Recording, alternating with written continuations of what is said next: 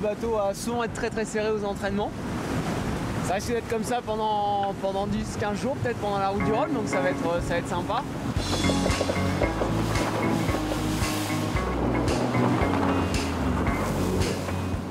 Sur l'eau, il ajuste en permanence ses réglages.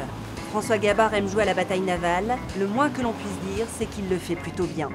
Souvent devant comme ici à l'entraînement, le jeune skipper gère son affaire. Ce jour-là, les conditions sont musclées, idéales à quelques jours du départ de la route du Rhum. Les entraînements, on est quand même pas loin d'être dans la configuration course. Là, cette semaine, on a eu du vent assez fort. On a eu 25-30 nœuds à plusieurs reprises, ce qui est quand même intéressant parce que c'est les conditions qu'on peut avoir pendant la route du Rhum. On part de Saint-Malo de novembre, hein, donc c'est le golfe de Gascogne, l'Atlantique Nord au mois de novembre, c'est souvent un peu musclé.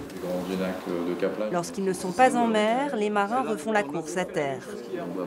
Progresser encore et toujours, c'est l'objectif de ces stages d'entraînement. La pression, elle fait partie du quotidien et je pense que c'est ça qu'on cherche à avoir et ça se fait plutôt d'une manière sympathique. C'est pas on les fouette pas, on les frappe pas, on les oblige pas, bien au contraire, je pense que ça vient d'eux-mêmes. Et s'ils viennent ici, en fait, ils viennent aussi pour donner le meilleur d'eux-mêmes.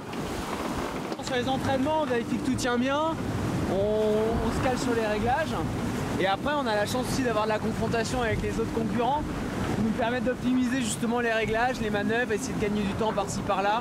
On échange pas mal entre nous donc ça nous permet de progresser.